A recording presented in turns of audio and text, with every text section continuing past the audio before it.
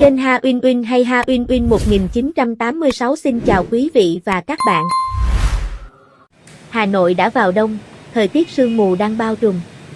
Mời quý vị và các bạn theo chị Céline Dion người Pháp quốc tịch Mỹ và những người bạn tìm hiểu nhà thờ Cửa Bắc, Hà Nội. Nhà thờ Cửa Bắc là một nhà thờ Công giáo ở Hà Nội. Công trình kiến trúc này có nhiều nét độc đáo, mang đậm phong cách kiến trúc Pháp tạo nên điểm nhấn trong không gian đô thị Hà Nội. Nhà thờ được xây dựng từ 1925-1930 bởi kiến trúc sư người Pháp Ernest Hétrard, trên một khoảng đất trải dài theo phố Phan Đình Phùng và góc phố Nguyễn Biểu. Người vẽ họa đồ thiết kế là giáo sĩ kiến trúc sư Herbert. Nhà thờ được xây dựng theo phong cách kiến trúc Á, Âu và được coi là tiêu biểu cho loại nhà thờ theo phong cách kiến trúc này, trang nghiêm, cổ kính. Khách tham quan đặc biệt quan tâm tới hệ thống mái ngói của nhà thờ, nhiều tầng, nhiều lớp, không đều nhau. Nhà thờ Cửa Bắc vừa có thể hòa mình vào với không gian kiến trúc xung quanh nhưng đồng thời lại cũng là điểm nổi bật của không gian này. Nằm tọa lạc tại số 56 phố Phan Đình Phùng, quận Ba Đình, nhà thờ Cửa Bắc là một trong những nhà thờ Công giáo lâu đời và nổi tiếng nhất của Hà Nội, và là điểm thu hút nhiều du khách và người dân Hà Nội tới chụp ảnh.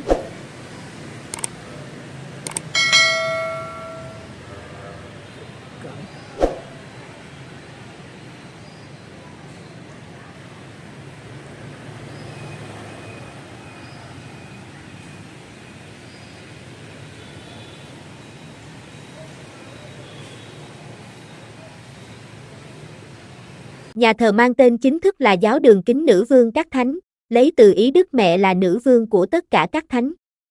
Sau này người ta gọi tắt là nhà thờ Đức Mẹ Hà Nội. Do nằm cạnh cửa Bắc thành Thăng Long nên dân gian cũng quen gọi là nhà thờ Cửa Bắc.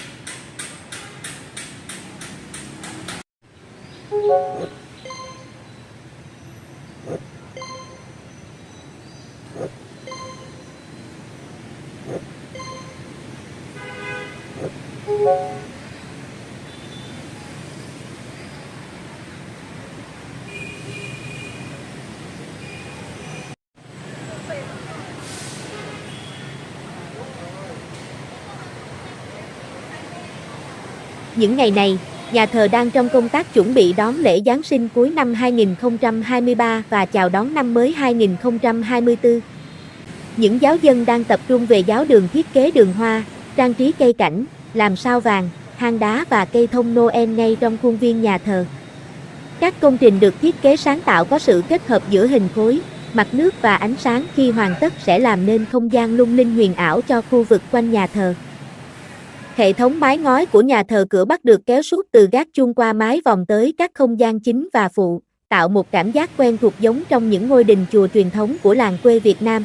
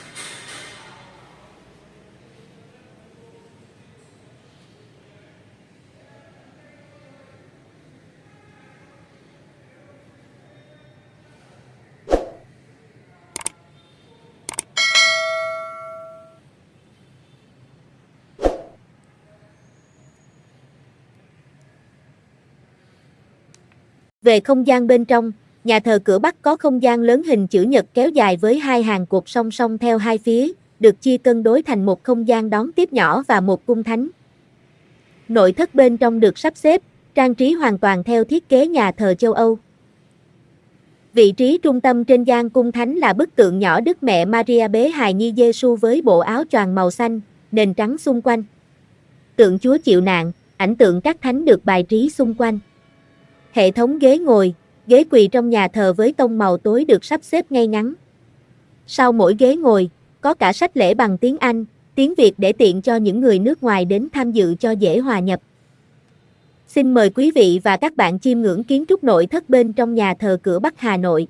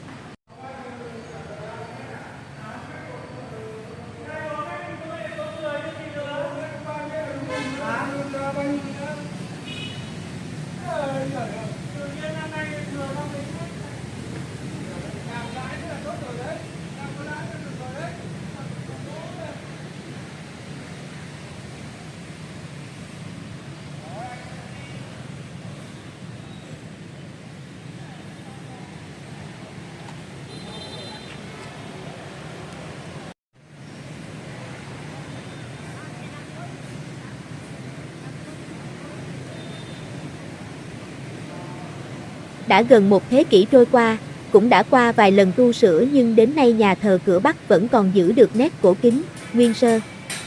Nhà thờ Cửa Bắc là một nhà thờ cổ ở Hà Nội, một công trình kiến trúc có nhiều nét độc đáo, tạo thêm điểm chấm phá trong không gian đô thị Hà Nội. Nếu có điều kiện và thời gian, quý vị và các bạn nên qua đây tham quan và check-in. Quý vị và các bạn hãy bấm đăng ký kênh Ha Uyên Uyên để chúng tôi có thêm động lực làm các video tiếp theo. Rất mong quý vị và các bạn ủng hộ kênh. Chào thân ái!